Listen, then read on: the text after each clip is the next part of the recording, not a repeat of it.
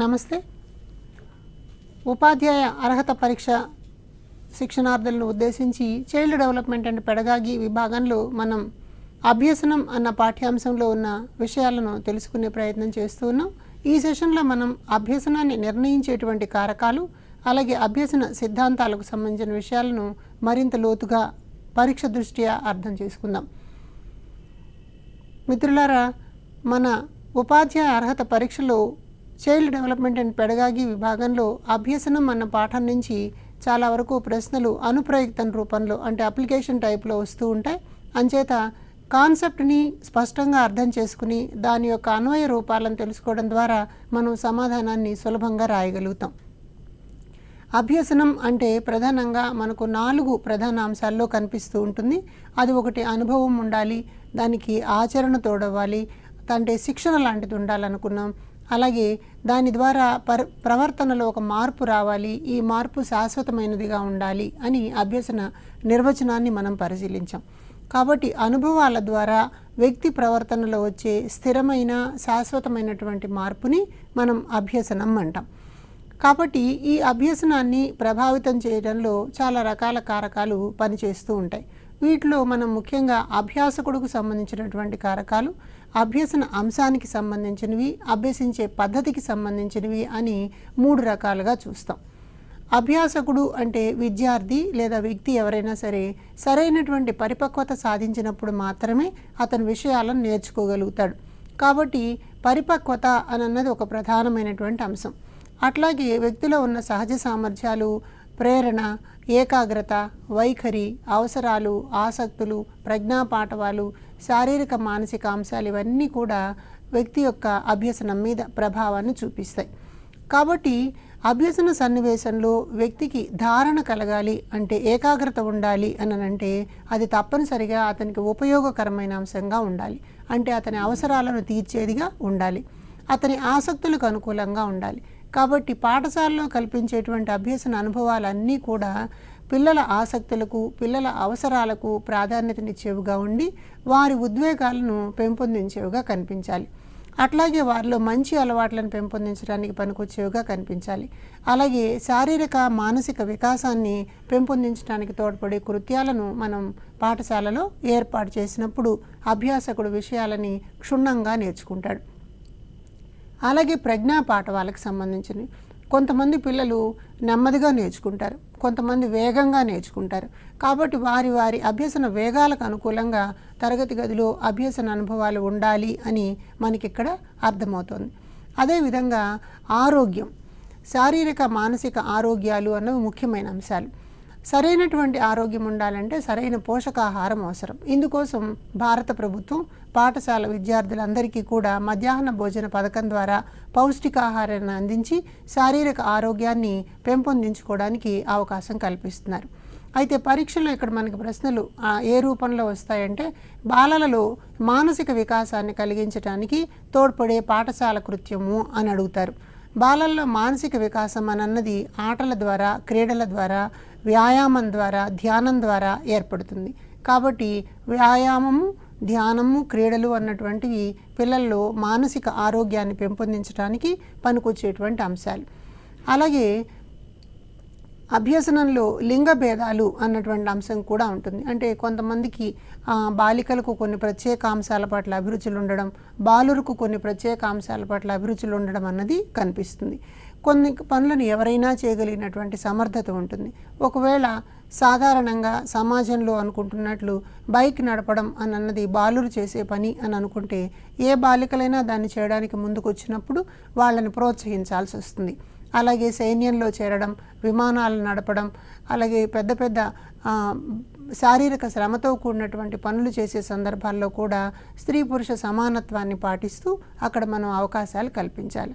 అందుకని లింగ భేదాలు అన్నవి లేకుండా ఉన్న సందర్భంలో అభ్యాసకులు తమకు నచ్చినటువంటి అంశాన్ని వేగంగా నేర్చుకోవడానికి అవకాశం కలుగుతుంది. బాలల హక్కుల చట్టాలు కూడా స్త్రీ పురుష భేదాన్ని చూపించకూడదు అని చెప్తాయి. అలాగే సమ్మిళిత విద్యా తరగతి గదుల్లో కూడా బాలబాలికలిద్దరికీ సమాన అవకాశాలు ఉండాలి అని సూచిస్తాయన్నమాట. కాబట్టి అభ్యాసకుని పరమైనటువంటి అంశాలను మనం ఈ సందర్భంగా పరిపక్వత అన్నది ప్రధాన అంశంగా చూస్తాం. అంటే సరైనటువంటి శారీరక మానసిక పరిపక్వత రాకపోతే విషయాలను నేర్చుకోలేరు. అదేవిధంగా ఆ పరిపక్వత కలిగినటువంటి వారికి చిన్న అంశాలను బోధించినప్పుడు కూడా వాటి పట్ల ఆసక్తి లేకుండా ఉంటుంది. అందుకని వయసుకి స్థాయికి తగినటువంటి అంశాలను నేర్పాలి. అందుకే మన వాళ్ళు క్లాస్ స్పెసిఫిక్ లెర్నింగ్ అవుట్కమ్స్ అంటారు. ఆ తరగతి ఆ వయసుకి తగినటువంటి అభ్యసన ఫలితాలను నిర్ధారించి వాటి ద్వారా బోధన చేయాలి.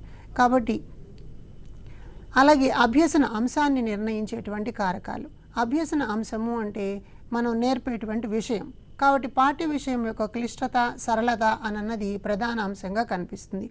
పాఠ్యాంశం యొక్క నిడివి, పాఠంలో ఉపయోగించినటువంటి భాష, చిత్రాలు, అలాగే దానిలో ఉన్నటువంటి విషయము, ఇవన్నీ కూడా వయసుకు తగినవిగా ఉన్నప్పుడు మాత్రమే పిల్లలు దాన్ని అర్థం చేసుకోగలుగుతారు. కాబట్టి వివరణాత్మకంగా ఉండేటువంటి భాషాభ్యసన సన్నివేశాలు కలిగిన పాఠ్యపుస్తకాలు పిల్లలకు అందుబాటులో ఉండడం అవసరమని చెప్తారనమాట. అందుకని మనం గ్రంథాలయంలో బాలలకు పుస్తకాలు అందించేటప్పుడు బాలలకు తగినటువంటి కథా పుస్తకాలని, తర్వాత పరిశీలన గ్రంథాలని అందుబాటులో ఉంచే ప్రయత్నం చేస్తాం. అలాగే ముఖ్యమైనది అభ్యసించేటువంటి పద్ధతి. పిల్లలు నేర్చుకోవడానికి ఒక క్రమమైన అనుకూలమైనటువంటి పద్ధతిని ఉపాధ్యాయుడు అనుసరించాలి. సాధారణ తరగతి గదుల్లో అందరు పిల్లలకి ఒకే తరహా బోధన చేసినప్పుడు పిల్లలు విషయాన్ని నేర్చుకోవడంలో వెనుకపడుతూ ఉంటారు. అందుచేత ఉపాధ్యాయుడు పిల్లల అభ్యసన వేగాలను గుర్తుపట్టి వైయక్తిక బోధనాభ్యసన వ్యూహాలను తరగతి గదిలో అమలు చేయాల్సిన అవసరం కనిపిస్తుంది. అందుకని అభ్యసించేటువంటి పద్ధతి, బోధనా పద్ధతి ఇవి కూడా ప్రభావం కలిగిస్తాయన్నమాట. మనం తరగతి గదుల్లో ప్రాథమిక పాఠశాల స్థాయిలో కృత్యాధార బోధన, పాల్గొంటూ నేర్చుకోవడం, తర్వాత పార్టిసిపేటరీ అప్రోచ్, ఇలాంటి రకాలైనటువంటివి అంటే పరిశీలన పద్ధతి, ప్రయోగ పద్ధతి, అన్వేషణ పద్ధతి, కృత్యాధార పద్ధతి, ఇలాంటి రకాలైనటువంటి పద్ధతులు ఉన్నప్పుడు అభ్యసించేటువంటి పద్ధతి పిల్లలు నేర్చుకోవడం మీద ప్రభావం చూపిస్తుంది. అలా కాకుండా పిల్లలని అభ్యసన ప్రక్రియల్లో పాల్గొనడానికి అవకాశం లేని కేవలం వినేటువంటి అంశాలనే మనం తరగతి గదిలో పెట్టినట్టయితే అభ్యసన వేగవంతంగా జరగదు అని మనకి ఈ అంశంలో తెలుస్తోంది. కాబట్టి అభ్యసనాన్ని నిర్ణయించేటువంటి కారకాల పట్ల మనకి పరీక్షలో ప్రశ్నలు రావడానికి అవకాశం ఉంది. ఈ విషయాలని ఒకసారి మళ్ళీ క్షుణ్ణంగా గమనించండి.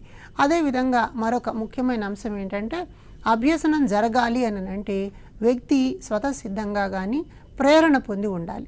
అంటే ప్రేరణ ద్వారా వ్యక్తి అభ్యసించడానికి అవకాశం కలుగుతుంది. అది ప్రేరణ ఎలా వస్తుంది అని చూసినప్పుడు వ్యక్తికి అవసరం అని అనిపించినప్పుడు దానిని ప్రేరణ పొందుతాడు. ఈ ప్రేరణ అభ్యసనానికి మూలం అని చెప్పారు క్రో అండ్ క్రో అన్న మనోవైజ్ఞానికులు. ప్రేరణ లేకపోతే అభ్యసనం జరగదు. ప్రేరణ జరగాలి అని అంటే అవసరాలు, ఆసక్తులు ఉన్నప్పుడు మాత్రమే ప్రేరణ జరుగుతుందన్నమాట. మానవ ప్రవర్తనకు ప్రేరణ మూలాధారం అని అన్నాడు వుడ్వర్త్. అంటే మనిషి ఏదైనా ఒక ప్రవర్తన విధానాన్ని ప్రదర్శిస్తున్నాడంటే దానికి కారణం ప్రేరణ. ఒక వ్యక్తి ఉన్నత స్థాయికి ఎదగాలన్నటువంటి స్వీయ ప్రేరణ ఉన్నప్పుడు అతను నిరంతర కృషి చేసి ఆ పనిని చేస్తాడు. లేదా ఒక వ్యక్తి క్రీడాకారుడుగా మారాలి అని కోరిక ఉన్నప్పుడు ఆ ప్రేరణ ద్వారా క్రీడా సాధన అన్నది చేస్తాడు. ఒకళ్ళు మంచి చిత్రకారులుగా మారాలనుకున్నప్పుడు స్వయం ప్రేరణ ఉండడం ద్వారా వాళ్ళకై వాళ్ళే ఆ విషయాలను తెలుసుకుంటూ అన్వేషిస్తూ మనం ముందుకెళ్ళడం జరుగుతుంది. ఇవాళ కాలంలో మనం పిల్లల్ని చూస్తూ ఉంటాం. మొబైల్ ఫోన్ వాడకంలో చిన్న వయసు నుండే పిల్లలు చాలా ముందుగా ఉన్నట్టు మనకు తెలుస్తోంది. వాళ్ళు అలా ఎందుకు చేయగలుగుతున్నారు అంటే స్వీయ ప్రేరణ ద్వారా మానవ ప్రవర్తనలో ఆ రకపు తేడా అన్నది మనకు కనిపిస్తుంది. అలాగే ప్రత్యేక లక్ష్యం వైపు వెళ్ళేలా మనిషిని ఉత్తేజపరిచే శక్తిని ప్రేరణ అనవచ్చు అన్నాడు బెర్నార్డ్ అన్న మనోవైజ్ఞానికుడు. అంటే ఒక ప్రత్యేక లక్ష్యాన్ని నిర్ధారించుకుని ఆ లక్ష్యం వైపుకు ముందుకు వెళ్ళడానికి మనిషిని నడిపేటువంటి ఒక అంతర్గత శక్తి. తను ఒక కోరిక కోరుకున్నాడు, ఒక మంచి నటుడుగా ఎదగాలి అని కోరిక కోరుకున్నప్పుడు అతను నట శిక్షణ పొందడానికి, ఆ రంగంలో ఉన్నటువంటి విశేషాలను తెలుసుకోవడానికి ప్రయత్నం చేస్తాడు. ఒకడు మంచి కళాకారుడుగా మారాలనుకున్నాడు, లేదా గణితంలో ఒక మంచి నిపుణుడుగా మారాలనుకున్నాడు. ఆ ప్రత్యేక లక్ష్యాన్ని నిర్ధారించుకున్న తర్వాత ఆ లక్ష్యం చేరే వరకు నిద్రపోకుండా కృషి చేసేదానికి పనికొచ్చే శక్తిని ప్రేరణ అంటారు. అందుకని జాన్ పి డెసెకో అన్న మనోవైజ్ఞానికుడు ప్రేరణ అభ్యసనానికి రాచబాట అని చెప్పాడు. అభ్యసన బాగా జరగాలి అని అంటే ప్రేరణ ఉండాలి. ప్రేరణ ఉన్నప్పుడు వ్యక్తి తనకై తానే ముందుకెళ్ళి ఆ అభ్యసన సన్నివేశాల్లో పాల్గొంటాడు. అయితే ఇలాంటి అభ్యసన సాధారణంగా ఎలా ఉంటుంది అని చూసినప్పుడు ఒకటి అంతర్ప్రేరణ అంటాం. అంటే తనకై తానే స్వయంగా ప్రేరేపితుడు కావడం, దీనిని మనం స్వీయ ప్రేరణ అని కూడా చెప్పవచ్చు. తనకై తానే నిర్ణయించుకుంటాడు, నేను ఈ సంవత్సరం ఈ పరీక్షలో ఎక్కువ మార్కులు సాధించాలి అని నిర్ణయించుకుంటే ఆ దిశగా అతను అభ్యసనం చేస్తాడు. లేదా నేను సైకిల్ తొక్కడం నేర్చుకోవాలి అని అనుకున్నప్పుడు దాని కింద పడ్డా సరే, ఎన్ని ఆటంకాలు ఎదురైనా సరే సాధించే ప్రయత్నం చేస్తాడు. ఇలా చేస్తే దాన్ని మనం స్వీయ ప్రేరణ లేదా అంతర్ప్రేరణ అంటాం. కొన్ని సందర్భాల్లో బాహ్య ప్రేరణ అని ఉంటుంది. అంటే బయట నుండేటువంటి శక్తుల ద్వారా వ్యక్తి అభ్యసన ప్రక్రియలో పాల్గొనాలి అని చెప్పి కోరుకుంటాడు. ఉదాహరణకి ఎవరైనా ఒక రోల్ మోడల్ లాంటి వ్యక్తి వారి ఊర్లో, గ్రామంలో, పరిసరాలలో పేదరికం స్థాయిలో ఉండి కూడా కష్టపడి చదివి ఐఏఎస్ లాంటి స్థానాన్ని పొందిన వాళ్ళని స్ఫూర్తిగా తీసుకుని నేను కూడా అలాంటి స్థానానికి చేరాలి అని కోరుకుంటే దానిని బాహ్య ప్రేరణ అంటాం. అలాగే తల్లిదండ్రులు, ఉపాధ్యాయులు నువ్వు పరీక్ష పాస్ అయినట్లయితే నీకు బహుమానం ఇస్తాము, సైకిల్ కొనిస్తాము ఇలాంటివి చెప్పినప్పుడు వాళ్ళు కష్టపడి చదవడానికి ప్రయత్నం చేస్తారు. ఇలాంటి వాటిని మనం బాహ్య ప్రేరణ అంటాం. కొన్నిసార్లు సాధన ప్రేరణ అన్నటువంటి అంశం ఉంటుంది. సాధన ప్రేరణ అంటే ఒక పనిని చేస్తూ ఉన్నప్పుడు వచ్చేటువంటి ఫలితాల ద్వారా ఒక సంతృప్తి కలుగుతూ ఉంటుంది. ఆ సాధన ఏం చేస్తుందంటే మరొక పనిని చేయడానికి, మరికొంత వేగంగా ఆ విషయాన్ని నేర్చుకోవడానికి వ్యక్తిని ప్రోత్సహించేలాగా చేస్తుంది. ఇలాంటి వాటిని మనం సాధన ప్రేరణ అంటాం. ఉదాహరణకి ఒక క్రీడాకారుడు పాఠశాల స్థాయిలో బ్యాడ్మింటన్లో మంచిగా రాణించాడు అనుకుందాం. ఆ పాఠశాలలో ఉండే వ్యాయామ ఉపాధ్యాయుడు అతని సాధనని మెచ్చుకుంటాడు. తద్వారా జిల్లా స్థాయిలో జరిగేటువంటి పోటీలకి సిద్ధం చేస్తాడు. దానికి బాగా సాధన పొందడం వల్ల జిల్లా స్థాయిలో కూడా గెలుపొందుతాడు. తద్వారా వచ్చినటువంటి ప్రేరణ అతన్ని రాష్ట్ర స్థాయిలో పాల్గొనేలాగా ప్రేరణ పొందడానికి అవకాశం కలుగుతుంది. కాబట్టి చేస్తూ ఉన్నటువంటి సాధన మంచి ఫలితాలను ఇస్తున్నప్పుడు మరింత ఉన్నత స్థానానికి ఎదగడానికి వ్యక్తి తనకై తానే ప్రేరణ పొందితే దానిని మనం సాధన ప్రేరణ అంటాం. ఈ 3 అంశాల మీద కూడా గతంలో మన టెట్ డిఎస్సీలలో చాలా ప్రశ్నలు అడిగారు. కాబట్టి ఉదాహరణల రూపంలో ఈ ప్రశ్నలు ఉంటాయి. అంతర్ప్రేరణ అంటే తనకై తానే ప్రేరితుడు కావడం, బాహ్య ప్రేరణ అంటే బయట నుండేటువంటి వ్యక్తులు, బహుమతులు ఇలాంటి వాటి ద్వారా ప్రేరణ పొందడం, సాధన ప్రేరణ అంటే చేస్తున్న పనిలో వచ్చేటువంటి విజయాలు ప్రోత్సాహం కల్పించడం ద్వారా సాధన ద్వారా ముందుకెళ్ళే ప్రయత్నం జరిగితే దానిని సాధన ప్రేరణ అంటారు. కాబట్టి ప్రేరణ అన్నది అభ్యసనానికి పనికొచ్చేటువంటి ఒక ముఖ్యమైన విషయం. కాబట్టి ఉపాధ్యాయుడు పాఠశాలలో పిల్లలు అభ్యసన ప్రక్రియల్లో పాల్గొనేలాగా ప్రేరణ పొందించడానికి ప్రయత్నం చేస్తారు. గతంలో అడిగిన ఒక ప్రశ్న, ఉపాధ్యాయుడు తరగతి గది ప్రారంభ కృత్యంగా పిల్లలతో చప్పట్లు కొట్టించాడు, ఇది ఎందుకు పనికొస్తుంది? ఇది కూడా ఒక ప్రేరణాత్మక సన్నివేశం. ఒక అభినయ గేయాన్ని పాడించడం, ఒక కథ చెప్పడం, ఇలాంటివన్నీ కూడా ప్రేరణపరమైనటువంటి అంశాలన్నమాట. కాబట్టి ఈ రకంగా మనకి అభ్యసన అని అన్నటువంటి అంశాన్ని కొన్ని కారకాల ద్వారా ప్రభావితం అవుతూ ఉంటుంది. అలాగే వ్యక్తిగత, బహిర్గత అంశాల ద్వారా కూడా ప్రభావితం అవుతుంది. వీటన్నిటిని దృష్టిలో ఉంచుకుని చాలామంది మనోవైజ్ఞానికులు అభ్యసనం అన్న భావం మీద విస్తృతమైన పరిశోధనలు చేసి కొన్ని సిద్ధాంతాలను ప్రతిపాదించారు. అభ్యసన సిద్ధాంతాల గురించి ఇప్పుడు తెలుసుకుందాం. అభ్యసన అని అనగానే మనకి ముందుగా సిద్ధాంతాలను అర్థం చేసుకునేటప్పుడు ప్రేరణ అన్న భావం గురించి మనం ఎలా తెలుసుకున్నామో ప్రేరణకు కారణమైనటువంటి భావం గురించి కూడా సిద్ధాంతాలు అర్థం చేసుకోవడానికి మనకు అవసరమవుతుంది. ఆ కారణాన్ని మనం అవసరాలు అంటాం. అంటే ఒక వ్యక్తిలో ఒక ప్రేరణ కలగాలి అంటే ఆ ప్రేరణకు కారణం అవసరాలు. అవసరాలు అన్న అంశం మీద పరిశోధన చేసిన మనోవైజ్ఞానికుడు అబ్రహాం మాస్లో. ఈయన అవసరాల క్రమానుగత శ్రేణి సిద్ధాంతము అన్నదాన్ని ప్రవేశపెట్టాడు. ఈ అవసరాలు సాధారణంగా 2 రకాలుగా ఉంటాయి. ఒకటి ప్రాథమిక అవసరాలు, 2 గౌణ లేదా సెకండరీ నీడ్స్ అంటాం అన్నమాట. ప్రాథమిక అవసరాలంటే ఏవి లేకపోతే మనిషి జీవించటానికి సాధ్యం కాదో వాటిని మనం ప్రాథమిక అవసరాలు అంటాం. అంటే ఉదాహరణకి గాలి, నీరు, ఆహారం, నిద్ర ఇలాంటివి లేకపోతే మనం జీవించలేం. కాబట్టి వీటిని మనం ప్రాథమిక అవసరాలు అంటాం. అలాగే గౌణ అవసరాలు. గౌణ అవసరాల్లో మనకి ముఖ్యంగా గుర్తింపు, గౌరవం, ప్రేమ, భద్రత ఇలాంటివి ఉంటాయన్నమాట. వ్యక్తి గుర్తింపు కోసం చాలా ప్రయత్నం చేస్తాడు. అంటే తరగతి గదిలో తోటి వారందరూ నన్ను మెచ్చుకోవాలి అంటే నేను ఈ ఆట బాగా ఆడాలి, ఈ లెక్క బాగా చేయాలి, ఈసారి పరీక్షలో మంచి మార్కులు పొందాలి అని చెప్పి గుర్తింపు, గౌరవం అనేటువంటి అవసరం కోసం తనకై తానే సంసిద్ధపడి ప్రేరితుడవుతూ ఉంటాడు. కాబట్టి రైట్ టు ఎడ్యుకేషన్ యాక్ట్ కూడా ఒక మాట చెప్తుంది, పిల్లలను తరగతి గదిలో గుర్తింపు గౌరవం కలిగించేలాగా చూడాలి, పిల్లలను తప్పనిసరిగా పేరు పెట్టి పిలవాలి, అరే ఒరే అని అనకూడదు అని బాలల హక్కులు రైట్ టు ఎడ్యుకేషన్ యాక్ట్ తెలియజేస్తున్నాయి. అదేవిధంగా పాఠశాల ఉపాధ్యాయులు పిల్లలని ప్రేమపూరిత వాతావరణంలో చూడాల్సిన అవసరం ఉంది. అలాగే పాఠశాల భద్రత అన్నది చాలా ఇంపార్టెంట్. ఈ మధ్యకాలంలో మన పాఠ్యపుస్తకాల్లో కూడా పాఠశాల భద్రత అన్నటువంటి ఒక అంశాన్ని బోధనాంశంగా ప్రవేశపెట్టారు. కాబట్టి సేఫ్టీ అండ్ సెక్యూరిటీ ఎన్వైరన్మెంట్ అంటాం. దీనికోసం పాఠశాలల్లో పాఠశాల భద్రత ప్లెడ్జ్ కూడా ఒకటి నిర్వహిస్తారు. అలాగే ప్రతి స్కూల్ కూడా స్కూల్ సేఫ్టీ ప్లాన్ అన్న దాన్ని తయారు చేసి పాఠశాలలో ప్రదర్శిస్తుంది. పాఠశాల పిల్లలు సంరక్షించడం కోసం, ఎలాంటి రకాల ప్రమాదాల నుంచైనా కాపాడడం కోసం పాఠశాల అనుసరించేటువంటి వ్యూహాలను తెలియజేసి పట్టికని పాఠశాల సేఫ్టీ ప్లాన్, పాఠశాల భద్రతా సమాచారము అని చెప్పి అంటారనమాట. అయితే స్కూల్లో ఇవన్నీ అంశాలు సంతృప్తి పొందడం కోసం మనం అబ్రహాం మాస్లో చెప్పిన అవసరాల క్రమానుగత శ్రేణి సిద్ధాంతం ప్రకారం కొన్ని రకాల కృత్యాలు నిర్వహిస్తూ ఉంటాం.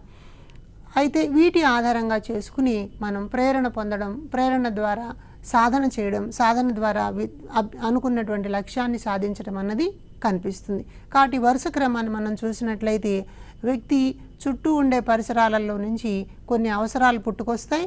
ఆ అవసరాలను తీర్చుకోవడం కోసం వ్యక్తి ప్రేరణ చెందుతాడు, ప్రేరణ ద్వారా సాధన చేసే ప్రయత్నం చేస్తాడు, సాధన ద్వారా ఫలితాన్ని సాధిస్తాడు. కాబట్టి అభ్యసన జరిగేటువంటి అవసరాలకి ఈ చివరి లెవెల్లో అవసరం అన్నది కనిపిస్తే ఆ చివరి లెవెల్లో అభ్యసనం అన్నది కనిపిస్తుంది అన్నమాట. కాబట్టి అవసరాల నుండి అభ్యసనం వరకు ప్రయాణం చేసేటువంటి దారిలో ప్రేరణ, సాధన ఇలాంటివి ముఖ్యమైన విశేషాలుగా కనిపిస్తాయి.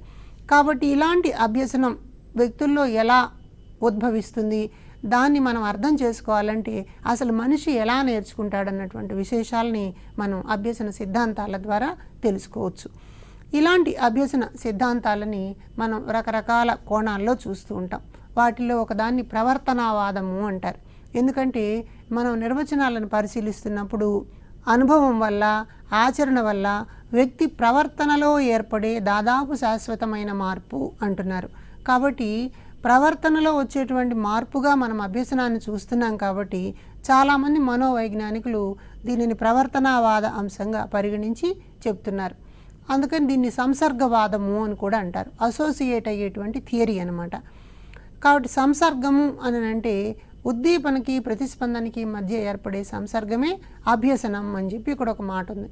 అంటే నేర్చుకోవడం అన్న విషయాన్ని ప్రవర్తనావాదులు ఏం చెప్తున్నారు, ఒక ఉద్దీపన ఉంటుంది, ఒక ప్రతిస్పందన ఉంటుంది, ఈ రెండింటి మధ్యన ఒక బంధం, ఒక సంసర్గం ఏర్పడుతుంది. అలా ఏర్పడేటువంటి బంధాన్ని లేదా సంసర్గాన్ని అభ్యసనం అని చెప్పవచ్చు అంటున్నారు.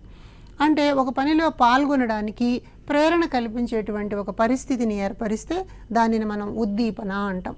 ఆ పరిస్థితిని సాధన చేయడం ద్వారా వ్యక్తి ప్రవర్తనలో వచ్చినటువంటి మార్పుని ప్రతిస్పందన అంటాం. కాబట్టి ఉద్దీపన అన్న దానికి కారణం ప్రేరణ అయితే అభ్యసించడం ద్వారా వచ్చినటువంటి ప్రవర్తన మార్పు ప్రతిస్పందన అవుతుంది. ఈ రెండు అంశాలని దృష్టిలో ఉంచుకుని ప్రవర్తనావాదులు విద్యా సిద్ధాంతాలని, అభ్యసన సిద్ధాంతాలని ప్రవేశపెట్టారు. అలాంటి వాళ్ళలో ముఖ్యులు Ivan Pavlov, Skinner, Thorndike. Ivan Pavlov, Skinner, Thorndike వీళ్ళు ముగ్గురు కూడా ప్రవర్తనవాద సిద్ధాంతాలని బలపరిచారన్నమాట. అలాగే గెస్టాల్ట్ వాదము లేదా అంతర్దృష్టి అభ్యసనము అని ఒకటి ఉంటుంది. గెస్టాల్ట్ వాదం ప్రకారం ఏం చేస్తారంటే చుట్టూ ఉన్నటువంటి ప్రకృతిని, పరిసరాలను పరిశీలించడం ద్వారా ఒక వినూత్నమైనటువంటి ఆలోచన ద్వారా సమస్య పరిష్కారాన్ని కనుక్కునే ప్రయత్నం చేస్తారు. కాబట్టి గెస్టాల్ట్ వాదాన్ని మొత్తం నుండి భాగాలకు జరిగేటువంటి అంశము అంటారనమాట. అంటే మొత్తాన్ని పరిశీలించటం ద్వారా, సమగ్రంగా పరిశీలించటం ద్వారా అక్కడ ఏమేమి వనరులు ఉన్నాయి, ఏమేమి సౌకర్యాలు ఉన్నాయి, దేనిని ఎలా ఉపయోగించుకోవడం ద్వారా ఇచ్చిన సమస్యకి పరిష్కారాన్ని కనుక్కోగలము అన్నది చూస్తారు. కాబట్టి గెస్టాల్ట్ వాదులని అంతర్దృష్టి అభ్యసనం కింద పరిగణించేటువంటి అవకాశం ఉంది. అలాగే మరొక రకమైనటువంటి వాదాన్ని మనం నిర్మాణాత్మక వాదము అంటాం. ఇది కన్స్ట్రక్టివిజం అంటాం. ఈ మధ్యన 21వ శతాబ్ది కాలంలో దేశమంతా కూడా, ఈ ప్రపంచమంతా ఈ రకపు నిర్మాణాత్మక సిద్ధాంతం వైపుకి మరలిందనమాట. దీన్ని ప్రవేశపెట్టిన వాళ్ళలో వైగాట్స్కీ ముఖ్యుడు. వైగాట్స్కీ సాంఘిక సాంస్కృతిక అభ్యసన సిద్ధాంతము అని చెప్పాడు. అంటే అభ్యసనం అన్నది కల్చర్తో సంస్కృతితో బేస్ అయి ఉంటుందన్నమాట. కాబట్టి ఒక అభ్యసనం జరగాలి అని అంటే అక్కడ కల్పించేటువంటి అభ్యసన అనుభవాలు పిల్లలు జ్ఞానాన్ని నేర్చుకోవడానికి పనికొచ్చేలాగా ఉండాలి. అంచేత జ్ఞానాన్ని ఎవరో నేర్పటం కాకుండా అభ్యసన సన్నివేశంలో పాల్గొనడం ద్వారా పిల్లలు సొంతంగా జ్ఞానాన్ని నేర్చుకుంటారు. ఇలా సొంతంగా జ్ఞానాన్ని నేర్చుకుంటే దానిని మనం జ్ఞాన నిర్మాణము అంటాం, నాలెడ్జ్ కన్స్ట్రక్షన్ అంటాం. కాబట్టి ఉపాధ్యాయుడి తరగతి గదిలో కేవలం సమాచారాన్ని అందించడం కాకుండా అభ్యసన సన్నివేశాన్ని కల్పించి సన్నివేశంలో పిల్లలు భాగస్వాములు అయ్యేలాగా చూసి సొంతంగా నేర్చుకోవడానికి ప్రయత్నం చేస్తాడు. ఇలాంటి నిర్మాణాత్మక సిద్ధాంతంలో ఉపాధ్యాయుడిని ఫెసిలిటేటర్, అక్కడ సౌకర్యకర్త అని చెప్పి పిలుస్తారనమాట. అలాగే ఈ విషయాన్ని తెలియజేసిన వాళ్ళలో వైగాట్స్కీ లాగా బ్రూనర్ కూడా ఉన్నాడు. బ్రూనరు ఆవిష్కరణ అభ్యసన సిద్ధాంతము అని ఒక సిద్ధాంతాన్ని ప్రవేశపెట్టాడు. అలాగే పియాజే ఏం చెప్తాడంటే సంజ్ఞానాత్మక అభ్యసన సిద్ధాంతము అంటాడు. అంటే సంజ్ఞానాత్మకత అంటే ఏమిటి? సంజ్ఞానము అంటే సమాచారాన్ని తెలుసుకునేటువంటి ప్రయత్నం చేయడం. ఈ తెలుసుకున్న సమాచారాన్ని అనుభవాల ద్వారా తెలుసుకుంటే దాన్ని సంజ్ఞానాత్మకత అంటాం అన్నమాట. ఇలాంటి సిద్ధాంతాలను మనం నిర్మాణాత్మక సిద్ధాంతాలు అంటాం. అయితే మరికొన్ని రకాల సిద్ధాంతాలు ఉన్నాయి.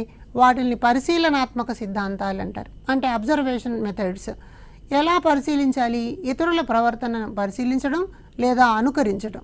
ఒక్కొక్క సందర్భంలో అనుసరించడం కూడా ఉంటుందన్నమాట. ఇన్ప్రింటింగ్ అంటాం మనం. అంటే ఇతరుల ప్రవర్తనని అనుసరించడం ద్వారా అభ్యసన నేర్చుకోవడం అన్న జరుగుతుంది. ఈ రకపు పరిశీలన పద్ధతిలో ఆ వ్యక్తికి ఇతరుల యొక్క జీవితం మొత్తాన్ని దృశ్య రూపంలో లేదా మరొక రూపంలోనో చూపించి దానిని అనుకరించమని అంటారు. అనుకరించడం ద్వారా ఆ వ్యక్తి యొక్క ప్రవర్తనా విధానాలన్నీ కూడా తను పొందడానికి అవకాశం ఉంటుంది. అలాగే ఇతరుల ప్రవర్తనలో ఉండేటువంటి మంచి అంశాలు ఏమున్నాయో తెలియజేసి ఆ మంచి అంశాలను అనుసరించడానికి ప్రయత్నం చేస్తే దానిని మనం పరిశీలనాత్మక అభ్యసనము అంటాం. ఇలాంటి వాటిలో సంజ్ఞానాత్మక అభ్యసనం కూడా ఒక ముఖ్యమైన విషయంగా చూడవచ్చు. కాబట్టి అభ్యసన సిద్ధాంతాల్లో మరొక ముఖ్యమైన అంశాన్ని నిబంధన సిద్ధాంతాలు అంటారు. నిబంధన అని అంటే ఒక ప్రత్యేకమైనటువంటి పద్ధతిని మాత్రమే చేయాలి అని చెప్పి ఆదేశించటం. అలా ఆదేశిస్తే దాన్ని నిబంధన అంటాం. ఈ నిబంధన సిద్ధాంతంలో 3 ప్రధానమైనటువంటి పదాలు ఉంటాయి. ఒకటి ఉద్దీపన, రెండవది ప్రతిస్పందన, మూడవది అభ్యసనం. ఉద్దీపన అంటే ఒక ప్రేరణ కలిగించేటువంటి అంశము. వ్యక్తి అభ్యసన సన్నివేశాల్లో పాల్గొనడానికి ప్రేరణ కలిగిస్తే దానిని ఉద్దీపన అంటాం. ప్రతిస్పందన అంటే అభ్యసనం పూర్తి కావడం అయిన తర్వాత ఆ వ్యక్తిలో వచ్చినటువంటి ఒక మార్పు, ఆ మార్పుని మనం ప్రతిస్పందన అంటాం. ఈ ప్రతిస్పందన జరగడానికి అభ్యసనం అన్నది కారణంగా కనిపిస్తుంది. ఒక్కొక్కసారి మనం ఈ అభ్యసనాన్ని ఎలా అర్థం చేసుకోవాలంటే సాధారణంగా ఉద్దీపనకు ఒక సహజమైనటువంటి ప్రతిస్పందన వస్తుంది. ఉదాహరణకు ఒక పిచ్చుకో కోడో రోజు మన ఇంటికి వస్తుంది అనుకోండి, మనం దాన్ని ఒక సౌండ్తో పిలవగానే మళ్ళీ అక్కడొచ్చి మనం వేసిన గింజలు తినడాన్ని మనం చూస్తూ ఉంటాం. లేదు, అది సహజమైనటువంటి ఉద్దీపన, సహజమైనటువంటి ప్రతిస్పందన అన్నవి కనిపిస్తూ ఉంటాయి. అయితే ఇక్కడ మనం ఏం చేస్తామంటే ఒక ఉద్దీపన ఇవ్వడం వల్ల సహజ సిద్ధం కానటువంటి ప్రతిస్పందన వచ్చేలాగా చేస్తే దానిని మనం నిబంధన అంటాం. అంటే సహజ సిద్ధం కాని ప్రతిస్పందన అంటే మన అవసరాల మేరకు దానిలో ప్రతిస్పందన వచ్చేలాగా చేస్తే దాన్ని మనం నిబంధన అని చెప్పి చెప్తాం అన్నమాట. ఈ నిబంధనను శాస్త్రీయ నిబంధన, సాంప్రదాయిక నిబంధన అని కూడా అంటారు. లేకపోతే ఎస్ టైప్ సిద్ధాంతం అని కూడా అంటారు. ఈ ఎస్ టైప్ సిద్ధాంతం, శాస్త్రీయ నిబంధన, సాంప్రదాయ నిబంధన అని అంటే ఏంటంటే ఇక్కడ స్టిమ్యులస్కి ప్రాధాన్యత ఉంటుంది. అంటే ఉద్దీపనకు ప్రాధాన్యత ఉంటుందన్నమాట. ఉద్దీపన ఉంటేనే ప్రతిస్పందన వచ్చేలాగా ఇది కనిపిస్తుంది. ఈ సిద్ధాంతాన్ని ప్రవేశపెట్టిన వాడు ఇవాన్ పావ్లోవ్. అలాగే మరొక రకమైనటువంటి అంశాన్ని మనం కార్యసాధక నిబంధన అంటాం. అంటే ఒక పని చేయడం ద్వారా, కార్యక్రమంలో పాల్గొనడం ద్వారా ఈ నిబంధన అన్నది ఏర్పడుతుంది. దీన్ని మన వాళ్ళు వస్తు రూపాలతో చూస్తారు కాబట్టి పరికరాత్మక నిబంధన అని కూడా పిలుస్తారు. అలాగే పునర్బలన నిబంధన లేకపోతే ఆర్ టైప్ నిబంధన అని కూడా అంటారు. కాబట్టి శాస్త్రీయ నిబంధనకి, కార్యసాధక నిబంధనకి ఇక్కడ ఒక మనం తేడాలను చూడొచ్చు. అదేమో శాస్త్రీయ నిబంధన సంప్రదాయ పద్ధతిలో నడుస్తుంటుంది, ఇదేమో పరికరాలతోనూ వస్తువులతోనూ కూడినదిగా కనిపిస్తుంది అనమాట.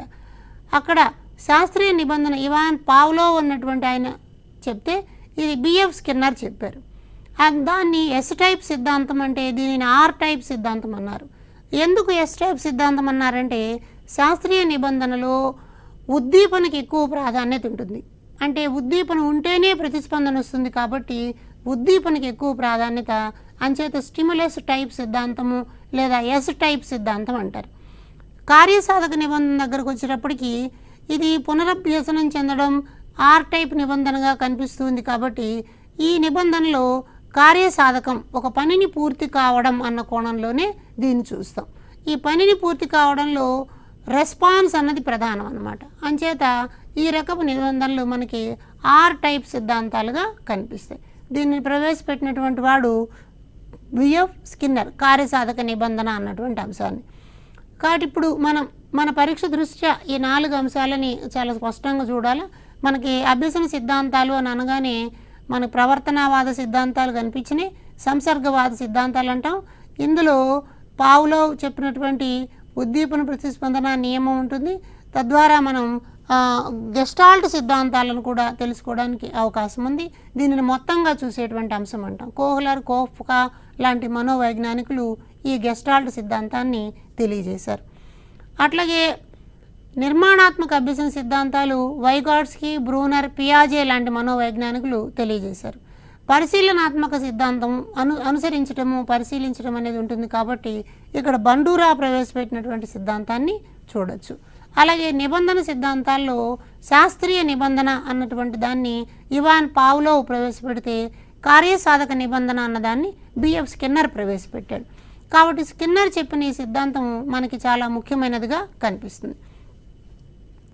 అయితే పావ్లోవ్ శాస్త్రీయ నిబంధనకు సంబంధించినటువంటి అంశాలను తెలుసుకోవాలి అని అంటే ఈ 3 పదాల యొక్క అర్థం మనకి చాలా స్పష్టంగా తెలిసి ఉండాలి. ఏమిటవి? ఉద్దీపన, ప్రతిస్పందన. ఉద్దీపన అని అంటే ప్రకృతి సిద్ధంగా కానివ్వండి, స్వతసిద్ధంగా కానివ్వండి కలిగించేటువంటి ప్రేరణని మనం ఉద్దీపన అని చెప్పి చెప్తాం. ఈ ఉద్దీపన వస్తు రూపంలో ఉండవచ్చు, లేకపోతే వాగ్ రూపంలో ఉండవచ్చు, సన్నివేశ రూపంలో ఉండవచ్చు. తద్వారా వ్యక్తిలో ఒక ప్రేరణ అన్నది కలుగుతుంది. అలాగే ప్రతిస్పందన, ఏదైతే ఉద్దీపన వ్యక్తికి ఇవ్వబడిందో ఆ ఉద్దీపన వల్ల కలిగేటువంటి ఒక మానసిక చర్య, ఈ మానసిక చర్యని మనం ప్రతిస్పందన అంటాం. ప్రతిస్పందించడం అన్నది ఎప్పుడు సాధ్యమవుతుంది? వచ్చినటువంటి ఉద్దీపనని అర్థం చేసుకుని దానిని మానసిక ప్రకార్యాలకు కలిపి అప్పుడు వ్యక్తి బయటకి కానీ దాన్ని తెలియజేస్తే దానిని మనం ప్రతిస్పందన అంటాం. కాబట్టి ఉద్దీపన, ప్రతిస్పందన రెండూ ఉండేటువంటి ఉమ్మడి ప్రదేశంగా, ఉమ్మడి లక్ష్యంగా మనకు అభ్యసనము అన్నది కనిపిస్తుంది. కాబట్టి అభ్యసన సిద్ధాంతాలని మనం అర్థం చేసుకునే సందర్భంలో ప్రధానంగా అభ్యసన కారకాల గురించి తెలిసి ఉండాలి, అభ్యసన అవసరాల గురించి మనకు తెలిసి ఉండాలి, ప్రేరణ అంటే ఏమిటో అన్నది తెలిసి ఉండాలి. కాబట్టి ఒక అభ్యాసకుడు సమర్థ అభ్యాసకుడుగా మారాలి అని అంటే అభ్యసనం మీద ప్రభావం చూపేటువంటి కారకాలని మనం దృష్టిలో ఉంచుకోవాలి. ఇక్కడ పరీక్షలో రాగలిగినటువంటి మరొక ప్రధానమైనటువంటి ప్రశ్న ప్రేరణ మీద ఉండేటువంటి నిర్వచనాలు. వాటిలో డెసకో ప్రేరణ గురించి కూడా చాలాసార్లు మనల్ని అడిగారు. అదొకసారి గుర్తుపెట్టుకోండి. ప్రేరణ అభ్యసనానికి రాచబాట అని చెప్పింది. అలాగే సాధించటం ద్వారా పని చేయాలన్న కోరిక ఉండడం అని దాన్ని సాధన ప్రేరణ అంటాం. ఒక వ్యక్తి తనకై తానే ఒక లక్ష్యాన్ని చేరాలని నిర్ణయించుకుంటే దాన్ని అంతర్గత ప్రేరణ అంటాం. అలా కాకుండా బహుమతుల ద్వారా, పొగడ్తల ద్వారా కలిగేటువంటి ప్రేరణ బాహ్య ప్రేరణ అవుతుంది. ఈ ప్రేరణ వ్యక్తిలో అవసరాలకు కారణం అనుకుందాం. అవసరాల గురించి చెప్పినవాడు మాస్లో కొన్ని ప్రాథమిక అవసరాలు ఉంటాయి. దీని మీద కూడా గతంలో ప్రశ్న అడిగారు. గాలి, నీరు ఇలాంటివి ప్రాథమిక అవసరాలు. ఇవి ఎందుకు ఈ అవసరాలకి, ప్రేరణకి, అభ్యాసానికి సంబంధం ఉంది అంటే వ్యక్తి యొక్క అవసరాల ఆధారంగానే ప్రేరణ కలుగుతుంది. ప్రేరణ కలిగినప్పుడు దాన్ని పూర్తి చేసుకోవడానికి సాధన చేయాల్సి వస్తుంది. సాధన చేసినప్పుడు అభ్యసనం వస్తుంది. కాబట్టి ఈ 4టి మధ్య సంబంధంగా మనం అభ్యసన అన్న భావాన్ని చూస్తాం. కాబట్టి ఈ అభ్యసనను అర్థం చేసుకునే సందర్భంలో ప్రవర్తనావాద సిద్ధాంతాలు ఏం చెప్తున్నాయి? ఉద్దీపనకి, ప్రతిస్పందనకి మధ్యన ఒక బాండ్ ఏర్పరిస్తే దాన్ని అభ్యసనము అనాలన్నారు. కాబట్టి పావ్లోవ్, స్కిన్నర్ ఇలాంటి వాళ్ళు ప్రవర్తనవాద సిద్ధాంతులుగా కనిపిస్తే, గెస్టాల్ట్ వాదుల్లో కోహ్లర్, కోఫ్కా ముఖ్యమైనటువంటి వాళ్ళు. నిర్మాణాత్మక అభ్యసన సిద్ధాంతాల్లో వైగాట్స్కీ, బ్రూనర్, పియాజే ముఖ్యమైన వాళ్ళుగా కనిపిస్తారు. అలాగే పరిశీలనాత్మక అభ్యసనంలో ఆల్బర్ట్ బండూరా లాంటి శాస్త్రవేత్తలు మనకు కనిపిస్తారు. ఈ అంశాలను దృష్టిలో ఉంచుకుని నిబంధన అన్న దాన్ని మనం అర్థం చేసుకునే ప్రయత్నం చేద్దాం. కాబట్టి తద్వారా మంచి మార్కులు పొందడానికి కూడా వీలు కలుగుతుంది. ఒకసారి ఈ భావనలన్నింటినీ సరైనటువంటి ఉదాహరణలతో మీరు కూడా విశ్లేషించే ప్రయత్నం చేయండి అని కోరుకుంటూ ధన్యవాదాలు.